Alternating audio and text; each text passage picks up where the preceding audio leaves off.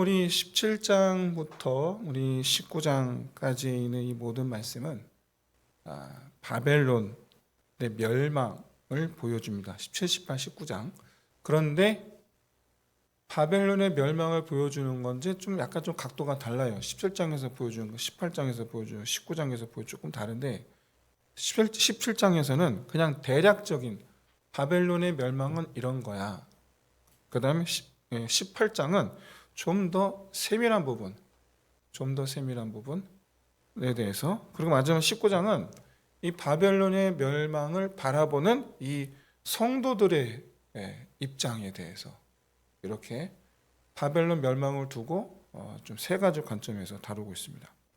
근데 여러분 아시다시피 이 17, 18, 19장 바벨론 멸망은 일곱 번째 대접을 쏟고 난 다음에 일어난 일이에요. 그러니까 일곱 대접 심판이 자체가 마지막, 그래서 우리가 최후 여섯 번째 대접을 쏟아들 때 아마겟돈으로 세상 왕들을 모으죠. 누가요? 짐승이. 그러고 나서 일곱 번째 대접을 쏟으니 그 왕들이 어떤 존재들이었나, 이제 짐승에게, 오늘 보면 이제 이 짐승에게, 용에게 힘을 실어줍니다. 그리고 같이 망하죠. 그래서 이 17, 18, 19장은 일곱 번째 대접 심판이자 동시에 최후의 심판이다 라는 것. 그러니 이제 19장 끝나면 이게 최후의 심판이니까 이제 곧 뭐가 옵니까? 20장, 21장은 새 하늘 새 땅이 오는 거죠. 요한계시록 이제 구조가 어느 정도 여러분 이제 눈에 보이시리라 좀 생각을 해보게 됩니다. 그래서 이제 19장부터 20장까지가 이제 이 완전한 멸망을 의미하고, 그러고 나서 이제 21, 22장에서 하나님께서 새하늘 새 땅으로 하나님께서 창세기 3장에서 말씀하셨던 그 새하늘 새 땅으로 이제 영원한 하나님나라 임재하게 됩니다. 앞으로 이제 우리가 요한계시록을 제가 지금 빨리빨리 하려고 장별로 끊어서 보기 때문에 이제 몇 주 안 남았어요. 요한계시록이 몇 주 안 남았는데 보통 여러분이 지난 시간 함께 모든 분들에게는 어느 정도 요한계시록의 구조가 좀 보이시리라. 그리고 각각 상징하는 것들의 의미가 뭐다라는 것에 대해서 어쨌든 대충 이렇게 그림이라도 그려지면 아주 크게 성공한 겁니다.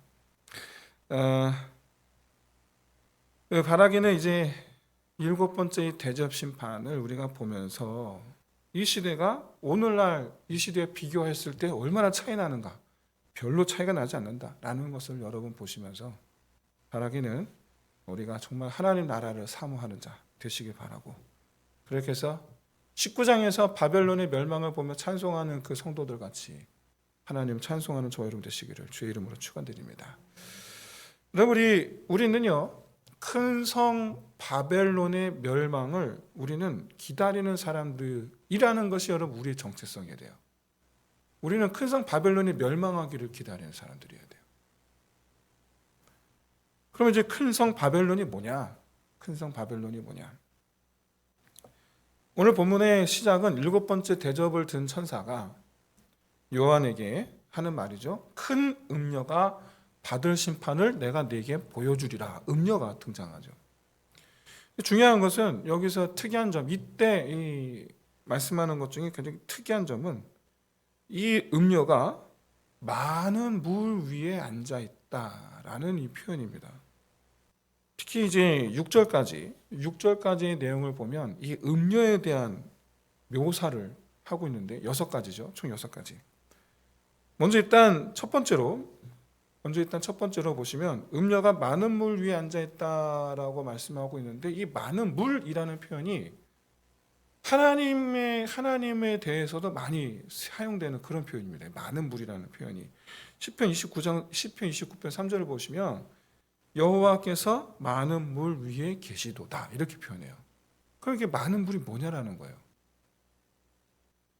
이거는 이제 온 세상을 뜻합니다. 많은 물이라는 것은 온 세상 위에 앉으신 우리 하나님처럼 이 음녀가 온 세상 위에 앉아 있다라는 거예요. 그러니까 온 세상에 영향력을 끼치는 존재다라는 겁니다. 온 세상에. 이것을 알 수 있는 것이 2절에 보시면 땅의 임금들과 땅에 사는 자들과 더불어서 음행을 한다라는 말씀이죠. 그래서 음행이라는 표현이 아주 밀접한 관계를 뜻하는 겁니다. 아주 밀접한 관계.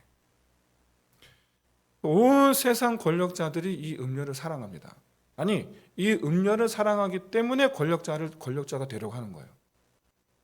이 음료를 사랑하기 때문에. 그 권력을 놓을 수가 없는 거예요. 이 음료를 사랑하기 때문에. 근데 이 권세자들뿐만이 아니죠. 땅에 사는 자들, 그러니까 여러분 세상에 살아가고 있는 모든 사람들 뜻합니다. 이들 또한 이 음료에게 취해 있다. 취해 있다. 다른 생각을 가질 생각조차 하지 않는,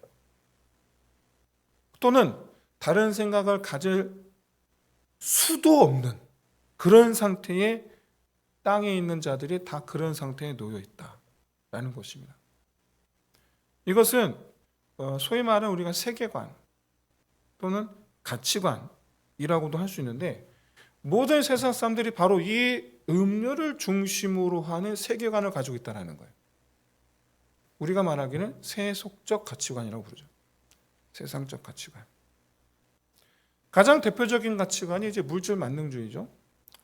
그리고 이 물질 만능주의를 뒷받침하는, 따라오는, 물질 만능주의를 가지고 있으면 당연히 뒤에 따라오는 그런 가치관들이 있어요. 바로 개인주의, 그 다음에 인문주의, 그 다음에 다원주의, 이런 것들이 저절로 따라오게 돼 있어요. 이런 것들이. 이런 가치관들이 여러분 하나같이 우리의 신앙적 가치관을 배격합니다. 배격해요. 같이 설 수가 없어요. 그럼 설마니 물질 만능주의를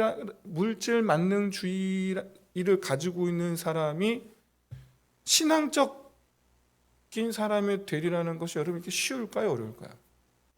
굉장히 어렵습니다. 사실상 거의 불가능에 가깝습니다. 불가능해. 왜냐하면 일단 이 하나님께서 물질 만능주의는 물질로 모든 문제를 해결할 수 있어. 근데 하나님 제일 싫어하는 거죠. 그러니까 같이 양립할 수가 없어요. 이거는 되지를 않아요. 뭐 개인주의는 말할 것도 없고, 인문주의도 말할 것도 없고, 인민주의는 인간 중심이잖아요. 당연히 말할 것도 없고. 따라서 이런 가치관들이 하나님을 인정하지 않습니다.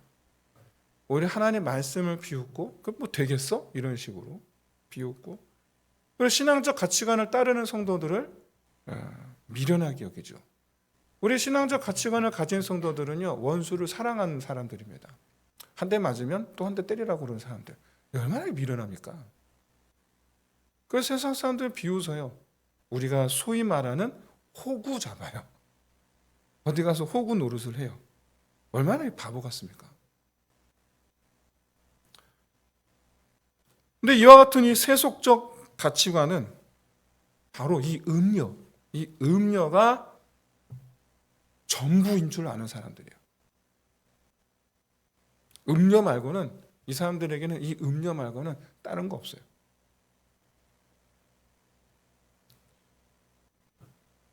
근데 교회 이제 우리가 한번 돌아봅시다. 교회 이런 상태에 있는 성도들은 과연 하나도 없는가? 그렇지 않다라는 걸 누구보다 우리 자신이 잘 알고 있죠. 다른 사람들 볼 거 없이 나 자신 한번 봅시다. 나는 어떤가? 나는. 근데 우리는 분명 하나님을 사랑해요. 이건 맞아요. 그런데 나와 음료와의 경계도 참 아슬아슬해요.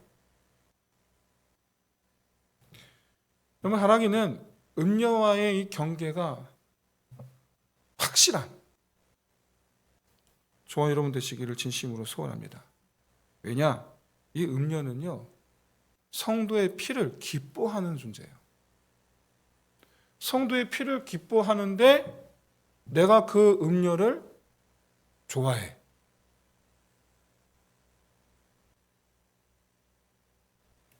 바라기는 오늘 이 요한계시록의 말씀을 보면 여러분이 말씀을 알면 할수록 여러분 한 가지 분명히 깨달으셔야 될 것이, 지금 내가 본 이게 여러분 그냥 사라진 날이 옵니다. 그냥 다 사라져요. 내가 살고 있는 집도 사라지고요. 내가 갖고 다니는 차도 사라지고 다 사라져요. 다. 어디 저축해 놓는 거 아니에요? 그냥 사라져요.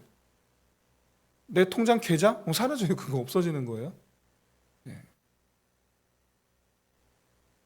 나라기는 정말로 이 음녀와 확고한 경계를, 확고한 거리를 세우고 유지할 수 있는 저와 여러분 되시길 진심으로 소원합니다. 근본적으로 음녀는요, 성도됨을 파괴하는 자예요.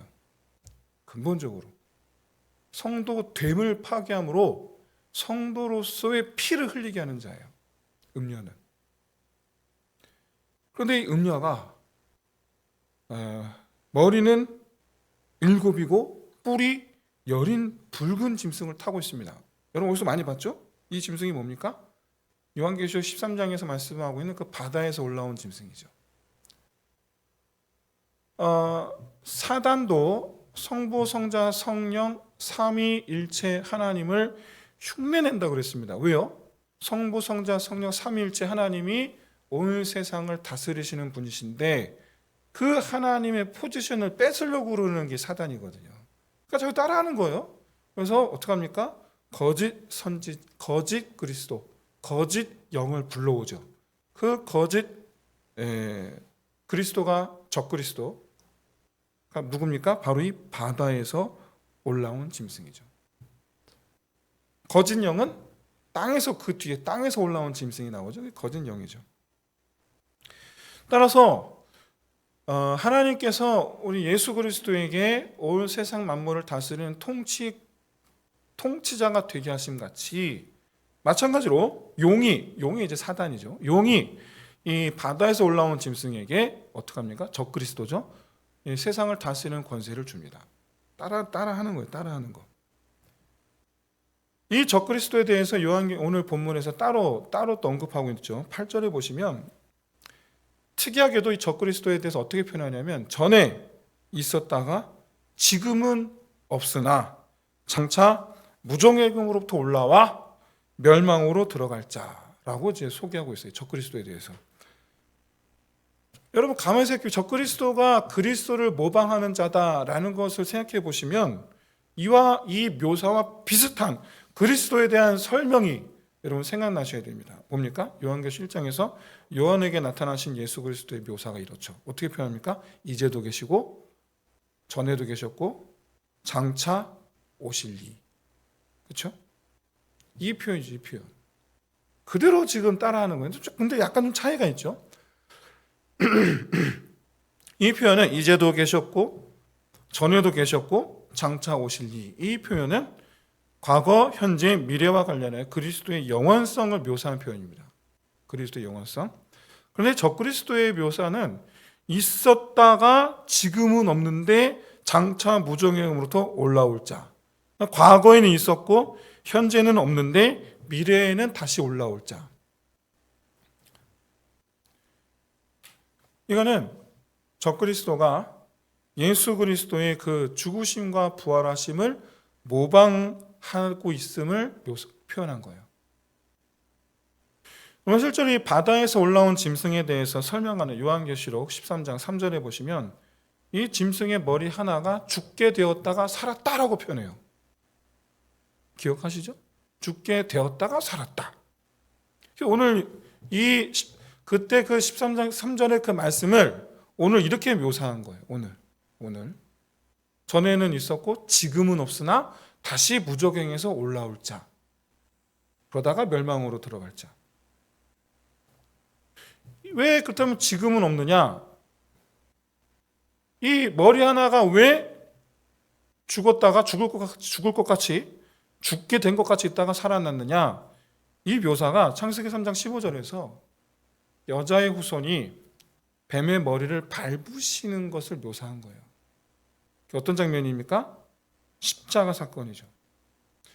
뱀의 머리라는 표현은 사단의 계획입니다. 사단의 계획을 무용지물로 만들었다라는 그런 의미인데 사단의 계획이 뭡니까? 여러분 우리가 이 정도 됐으면 좀 수준이 있어야 됩니다. 사단의 계획은요, 죽음의 권세로 모든 인류를, 물론 모든 피조물을 포함하는 거지만 자기가 가진 죽음의 권세로 이 모든 피조물들을 자기 손아귀에 두는 거예요. 죽음의 권세로. 그랬는데 예수님께서 그 죽음의 권세를 깨뜨리셨죠. 그걸 뜻하는 겁니다. 사단의 계획을 깨뜨리셨다. 근데 그것이 사단에게 있어서는 죽게 된 것 같이 되었다. 그런데 보세요. 이 십자가 사건으로 인해서 사단 또한 이렇게 자기 계획이 깨졌으니 큰 타격을 입었겠죠. 그 부분에서 요한계시록 13장 3절에서 머리 하나가 상하여 죽게 된 것 같이 되었다라고 묘사하는 것입니다. 그런데 주님께서 부활하시고 승천하세요. 승천하셨잖아요. 주님께서 승천하심으로 말미암아 그 시점에서 주님께서 다시 오시기까지 요 사이 사단이 계속해서 어떻게 해요? 세상 권세를 쥐고 있는 거죠. 죽은 것 같이 됐다가 살아난 거죠. 그러고 나서 극성으로, 오히려 더 극성으로 성도들을 괴롭히죠. 이 상황을 오늘 본문 8절에서 지금은 없지만 장차 무정경음으로부터 올라와 라고 묘사하고 있는 겁니다. 중요한 건 이 음녀가 이 짐승을 타고 있다는 거죠. 적그리스도를 타고 있다. 세상 권세를 움켜쥔 적그리스도, 그리고 온 세상 사람들이 좋아하는 그 음녀가 그 적그리스도를 타고 있다. 그러니까 이 얘기는 적그리스도가 음녀를 내세워서 혹세무민할 것에 대한 묘사인 거예요. 이제 다시 이 음녀의 특징으로 한번 돌아오겠습니다. 보시면 이 적그리스도를 타고 있는 이 음녀는 붉은 옷과 각종 보석으로 자신을 치장하고 더러운 것으로 가득 찬 잔을 들고 있습니다. 그래서 더러운 것이란 이제 우리 이 사람들을 취하게 하고 음탕하게 하고 망가뜨리는 모든 것들이겠죠. 근데 이걸 우리는 다 좋아하고 있죠. 지금 보니까 여러분 마약이 이제는 뭐 실생활에 들어와 있는 상태에 있습니다. 우리가 교회 안에 있기 때문에 와닿지가 않는 걸 수도 있어요. 우리가 이미 교회 안에 있기 때문에 와닿지 않는 것이지 이미 뭐 근데 또 그걸 또 많은 사람이 또 찾아요. 또 결과를 뻔히 아는데 이 음녀의 이 모양은 이 세상의 화려함으로 자기를 치장한 것을 묘사한 것이고, 그리고 이것이 당시 사도 요한의 그 시대적 배경에 가장 화려한 그 로마 제국을 지금 의미하고 있는 겁니다. 그래서 여러분 계속 음녀하는데 음녀가 뭐냐면 로마 제국이에요. 이 음녀가. 모든 세계와 열방과 민족들이 다 로마의 영향 아래 있고 로마가 가진 그 귀를 다 좋아하고 기뻐하고 로마의 그 귀 함께하기 위하여 아첨하고 권세를 유지하려고 하고 그랬던 가장 대표적인 가문이 헤롯 가문이었죠. 로마를 숭배하고 그때 현실, 그때 당시는 그랬다라는 거죠. 그때 당시. 그럼 지금은요? 로마 없는데? 그럼 지금의 이 시대에 지금 이 시대는 음녀가 없습니까? 있죠. 과거 우리나라가 경제 걸음마를 막 시작하던 때, 1970년대, 그 이전에는요, 우리 박정희 대통령 이전 시대는요 50에서 70년 요 사이에는 그야말로 우리나라의 어떤 이런 문화, 사회 문화 이런 것들을 이끌었던 역할을 감당했던 것이 여러분 교회였습니다. 그때 당시 영화가 어디 있어요? 연극이 어디 있어요? 근데 교회 가니까 연극을 하네? 여러분 놀랍게도 저 어릴 때만 해도요, 제가 중학교 때만 해도 교회에서 문학의 밤이라는 걸 했습니다. 한번 표시해 볼까요? 문학의 밤 아시는 분? 그러니까요. 벌써 세대가 이렇게 달라요. 제가 중학교 때만 해도 문학의 밤이라는 걸 했는데 그때는요. 그러니까 뭐냐면 발표예요. 시도 발표하고 노래 물론 찬송 찬양이긴 하지만 찬양도 하고 그리고 또 이제 성극이라는 걸 하죠. 밤에 해요. 그러면은 근처 교회나 동네 사람들도 왔어요. 또 그날 또 이렇게 와고 또 같이 봤어요. 그럴듯하게 무대 꾸며서 했단 말이죠. 사람들이 모여들었어요. 그래서 그것 때문에 교회 나오는 사람들도 많았어요. 그것 때문에. 근데 여러분 지금 어떻습니까? 지금 교회의 환경. 교회 환경은 세상을 따라갈 엄두도 못 냅니다. 그리고 또 성도들도요, 세상에 화려함에서 눈을 못 떼는 성도들도 정말 참 많습니다. 참 많아요. 저는 이제 기독교 교육학을 전공했습니다. 제가 교육학을 전공할 때만 해도 여러분 30년 전이란 말이에요. 30년 전에 예견을 했어요. 그때 당시. 앞으로 교회 교육은 세상 교육을 못 따라가게 될 거다. 어떤 면에서? 질적인 면에서 그리고 교육의 방법론적인 면에 있어서 앞으로 교회 교육은 세상 교육을 못 따라가게 된 날이 올 것이다. 예견을 했어요. 그런 가운데서 교회 교육이 어떻게 될 것인가? 아이들이 교회 교육을 시시하게 여길 날이 오게 될 것이다. 아이들이 주일학교 오는 것을 시시하게 여기고 그렇게 해서 주일학교가 텅텅 비게 될 날이 조만간 오게 될 것이다. 여러분 30년 전 제가 기독교육과 전공할 때 예상을 했었던 거예요. 그때 제가 냈던 레포트들도 다 그런 거였어요. 그래서 교회 교육이 나아가야 방향.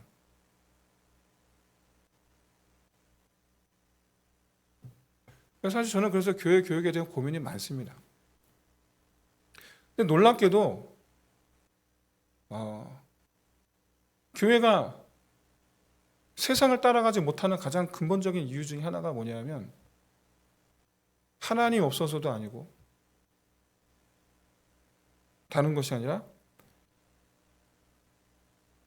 세상에 가진 그것을 교회가 따라갈 수 없기 때문이에요. 이게 무슨 말인지 이해가 잘 안 되실 건데 바로 환경입니다. 환경을 못 따라가요. 그러나 따라갈 수도 없어요. 따라가려 하다간 뱁새가 황새 쫓아가는 것처럼 그렇게 됩니다. 그럼 우리가 어떻게 되겠느냐? 어떻게 되겠느냐? 지금은 뭐 우리가 교육학을 나눌 시간은 아니니까 여기까지만 하고 이미 30년 전에 예견했던 것들이에요. 다. 그래서 지금 실제 우리는 보고 있죠. 교회들마다 다 교회 교육이 무너진 것을 보고 있습니다. 저는 기독교 교육학을 전공함으로 말미암아 제가 뭘 했느냐? 아니요. 저도 그냥 속수무책이에요. 사실은 저도 속수무책이에요. 전공만 했을 뿐이지 뭘 한 게 없어요. 우리 교회는 하나님이 은혜 주신 줄로 믿습니다. 은혜로 이렇게 된 거지 뭐 제가 뭘 해서 되겠습니까? 네. 그나마 얼마나 감사한 일인지. 그러나 잊지 말아야 될 것은 내가 또 한편으로 또 내가 해야 될 몫에 대해서 분명히 해야 될 터인데 그래서 앞으로도 우리 교회가 우리 자녀들을 신앙 안에서 교육하는 이 모든 것들이 필요한 모든 자원에 있어서 또 하나님께서 채워주시고 또 충만하게 해주시고 또 한편으로 또 그 외에도 여러 가지 것들을 하나님께서 또 은혜 주시사 이 세상에서 허우적대는 아이들을 하나님께로 정말 씩씩하게 하나님을 향해 걸어가는 그러한 우리 아이들 되게 하는 일에 쓰임받는 저와 우리 교회 되기를 주의 이름으로 축원드립니다. 돌아와서 여러분 이 세상 문화 모두가 다 부러워하지 않는 그 세상 문화 나도 거기 가고 싶어. 다 좋아해요. 다. 그래서 짐승을 타고 있는 세상 권세 잡은 짐승을 타고 있는 그 음료, 그 화려한 그 로마 제국 그걸 다 좋아해요. 기뻐해요. 근데 여러분 절대 잊지 마세요. 음료는 성도들의 피와 예수의 증인들의 피를 즐기는 존재예요.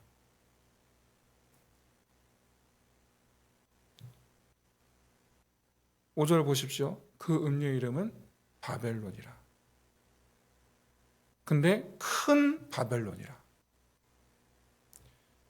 바벨론이라는 표현은 여러분, 바벨론이라는 표현은 성경에서 사용되는 바벨론이라는 표현은 그냥 통상적으로 세상을 뜻합니다. 그런데 큰 세상이랍니다. 큰 세상. 가장 큰 나라를 가리키고 영향력을 발휘하는 가장 큰 나라를 가리키는 거죠. 바로 이 요한의 시대에는 로마예요. 로마. 특히 구절을 보시면 이 일곱 머리는 여자가 앉은 일곱 산이라고 표현하고 있어요. 근데 놀랍게도 여러분, 이 일곱 머리가 의미하는 게 뭡니까? 세상 권세를 뜻하는 거거든요. 완전한 통치를 가리켜요. 근데 그게 적그리스도의 머리야. 그러니까 세상 통치자를 뜻하는 거거든요. 근데 이 일곱 산이라는 것은 일곱 언덕이 있는 곳. 좀 유럽에 대해서 유럽 여행 좀 다녀오신 분은 잘 아실 텐데, 여러분 로마가 뭘로 유명합니까? 우리 교회는 아무도 유럽 여행을 다녀오신 분이 없으셔갖고, 로마에 유명한 건 여러분 일곱 언덕이에요. 로마가 일곱 언덕으로 구성되어 있어요. 우리 서울은 북한산으로 되어 있는데, 북한산 하나 있는데, 근데 로마는 야트막한 일곱 언덕으로 되어 있습니다. 그래서 일곱 언덕에 그 신전들과 그 다음에 이제 이 의사당들 이런 것들이 언덕 위에 있어요. 언덕 위에. 권세가 어디 앉아 있다고요? 머리 위에. 우상들이 어디 있다고요? 일곱 언덕 위에, 머리 위에. 그래서 이 일곱 머리에 앉은 음녀, 그리고 일곱 머리가 뭘 뜻한다? 로마를 뜻한다라는 뜻이에요. 로마를. 이와 같이 이 사도 요한에게 하나님께서 유별나게 바벨론이 특정지어 로마라고 분명히 이렇게 밝혀주시긴 했는데, 그런데 그 이유는 당시 요한의 시대에 성도들이 핍박을 받고 있었잖아요. 음녀에 의해서, 즉 로마에서 피를 흘리고 있었잖아요. 그러니까 당시 요한계시록을 읽는 성도들로 말미암아 이 바벨론이 어떻게 될 것인가, 음녀가 어떻게 될 것인가를 알려주기 위해서 직접적으로 이것이 이 음녀가 바벨론이라는 것을, 로마라는 것을 보여주시긴 하셨지만, 여러분 로마가 지금부터 1550년 전에 멸망했습니다. 정확하게 1550년 전에 멸망한 로마. 그렇다면 지금도 이 큰 음녀가 그 1550년 전 로마를 가리키는 표현일까요? 우리에게는 그 음녀가 누굴까요? 바로 이 세상 문화 그 자체겠죠. 우리에게는. 지금 현재 이 세상 문화는요, 점점 하나님 말씀을 대적하는 건 뭐 둘째치고 아주 교묘하게 왜곡하고 이 비틀어서 교회로 말미암아 자기 이웃들과 똑같게 만들려고까지 지금 시도하고 있죠. 여러분, 지난주 제가 말씀드렸지만 영국의 교회가 부흥하고 있는데, 그 부흥하는 교회들 가운데 적지 않은 교회들이 교회 문 앞에 무슨 색 깃발을 달았다고요? 무지개 깃발 달아놨다고, 교회가. 그러니까 세상과 교회의 구분을 점점 없애고 있어요. 세상과 구분을. 교회가 세상과 닮아요. 자, 우리 너네랑 그렇게 다르지 않아? 그래야지 인정을 받는 시대. 우리 너네랑 똑같아. 우리도 너네가 존중하는, 우리도 존중해. 이제는 교회에서 예수 그리스도의 이름으로 기도합니다가 아니라 예수와 알라와 모시기로 기도드립니다. 그나마 또 에이멘도 아니야. 요상한, 어디서? 그게 무슨 교회입니까, 그게? 근데 그러고 있어요, 지금. 우리나라가 여러분, 참, 그런 면에서 너무나 잘 지켜내고 있는 그런 나라 같아요. 외국엔 다 그러고 있어요. 그렇게 시작하고 있어요. 세상과 교회, 성도와 불신자의 구분을 점점 없애고 있다. 자, 그럼 여러분, 우리 한번 생각해 봅시다. 나는 성도로서의 정체성, 그리고 믿지 않는 사람들의 정체성, 얼마나 나는 구분되어 있는가? 물과 기름같이 되어야 될 줄로 믿습니다. 우리의 정체성은, 성도로서의 나의 정체성은 세상의 그 정체성과 물과 기름처럼 경계선이 뚜렷해야 돼요. 저들과 같아 있으면 안 된다니까요.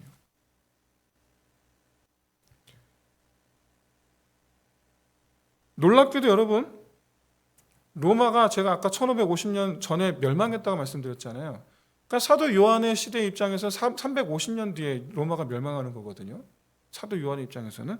놀랍게도 적그리스도와 운명 공동체 같았던 이 음녀, 그러니까 로마죠. 적그리스도인 짐승이 이 음녀를 멸망시켜 버립니다. 오늘 16절 보세요. 멸망시켜 버려요, 적그리스도가. 이 음녀, 성도들의 피를 흘리게 만든 이 음녀 어떻게 된다고요? 적그리스도가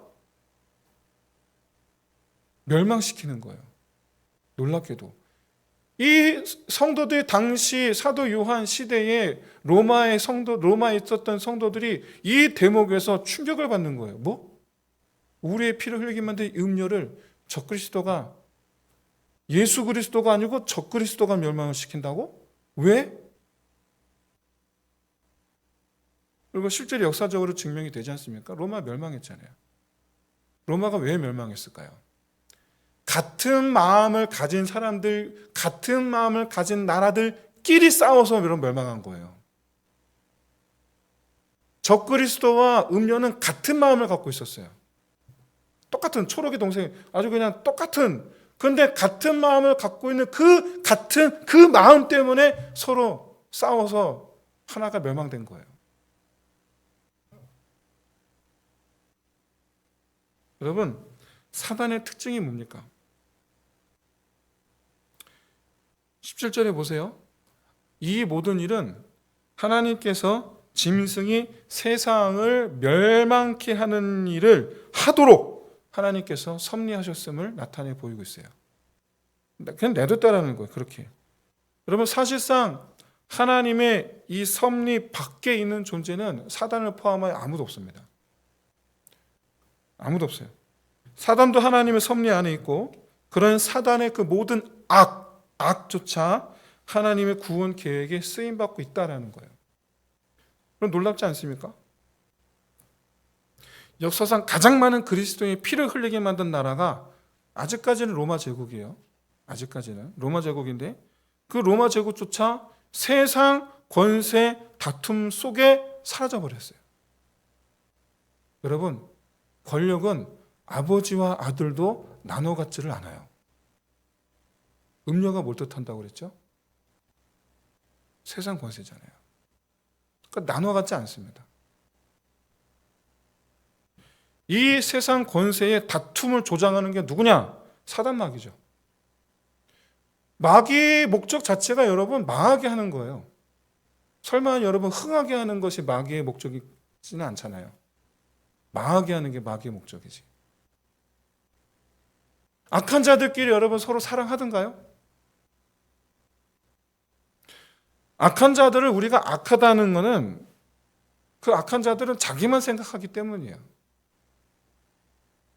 그런데 일시적으로 공동의 이익이 있으니까 손을 잡지만, 그래 그 공동의 이익을 서로 만족하게 되면 그때부터 어떻게 합니까? 둘이 싸우죠. 그때부터. 사단에게 속한 자들은 한결같이 자기만 생각해요. 그게 사단에게 속한 자의 특징이에요. 그게 자기만 생각하는 거. 사랑은 눈꽃만큼도 찾아볼 수 없고 오직 자기 자신만 잘 먹고 잘 살면 되는 거예요. 악한 자들은 자기보다 더 잘 사는 사람을 미워합니다. 자기보다 더 힘센 일을 더 많이 가진 자를 미워합니다. 선한 자들을 업신여기는 것은 똑같은데, 그래서 선한 자들의 피를 흘리게 만드는 일은 같이 행동을 같이 하는데, 근데 막상 똑같이 악한 자들만 남게 되면 그때부터는 더 처절한 싸움이 시작됩니다. 더 처절한. 그게 이제 오늘 본문에 짐승과 음녀가 서로 싸우게 된다라는 그런 말씀이에요. 마지막 말세의 때. 놀랍게도 근데 이 세상 권세가 서로 다툼으로 말미암아 거기에 성도의 구원 역사가 나타납니다. 거기서 마지막 최종 심판의 날을 향하여 가고 있으나 세상의 권세를 위해 서로 다투게 하는 사단까지도 사실은 하나님의 나라를 다시 회복시키시려는 이 하나님의 계획 아래 있다라는 것. 이 사실 앞에서 오늘날 우리 성도들이 선택해야 하는 자리가 있다면 그건 어디여야 되는가? 그건 여러분 너무나 분명하리라. 너무나 분명하리라. 우리가 지금까지 이 요한계시록의 이 말씀들을 함께 나누면서 이 심판은 사실상 이제 우리 이 성도들과는 관계가 없다. 오히려 성도들을 위하여 세상을 심판하는 것이다. 라고 함께 이렇게 말씀을 나눴습니다. 그런데 바라기는 정말 우리가 이런 정작 하나님은 우리를 위해서 세상을 심판하려 하시는데, 근데 정작 성도들이 세상을 사랑한다면 어떻게 되겠습니까?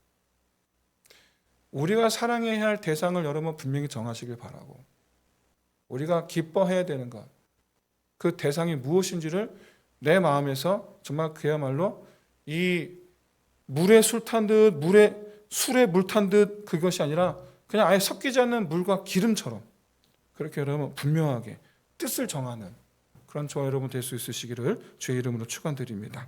이제 말씀을 마치겠습니다. 사랑하는 성도 여러분, 우리 7번째 대접 심판에서 우리가 놓치지 말아야 되는 것은 그토록 우리가 어떻게 보면 우리가 소망하는 그런 세상, 그런 어떤 이런 소망하는 세상이 멸망할 것이다.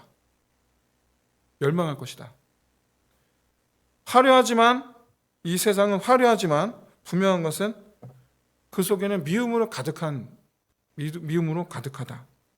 그 화려함 때문에 오히려 더 미움이 더 커지기 때문이다. 이런 것에 대해서 여러분 생각하시면서 이 음력, 큰 성 바벨론, 그걸 사랑하게 만드는 이 모든 이 유혹을 물리치고 그 뜻들의 멸망을 섭리하고 계시는 우리 하나님, 그 하나님을 찬송하며 하나님 나라를 소망하는 저와 여러분 되시기를 주의 이름으로 축원드립니다. 우리 함께 이 시간 우리 함께 잠시 우리 합력하여 함께 우리 기도합시다. 우리 세상을 탐하는 우리 어리석은 땅 위에 그런 사람 되지 말고 우리 하늘에 속한 자가 되기를 위해서 기도합시다. 두 번째로 우리 사단마저도 우리 섭리하시는 이 하나님의 계획을 신뢰함으로 세상 유혹에 대해서 승리하는 자 되기를 위해서 우리 함께 잠시 함께 기도하겠습니다. 할렐루야. 사랑이 많으신 우리 하나님 아버지, 주님께서 아버지 시간 저희 함께하여 주심을 인하여 감사를 드리옵나이다. 하나님 아버지, 바라옵건대 우리가 분명하게 이 세상과의 경계가 무너진, 그리고 그것을 의도적으로 무너뜨리고 말미암아 이처럼 우리 교회로 성도들로 말미암아 세상을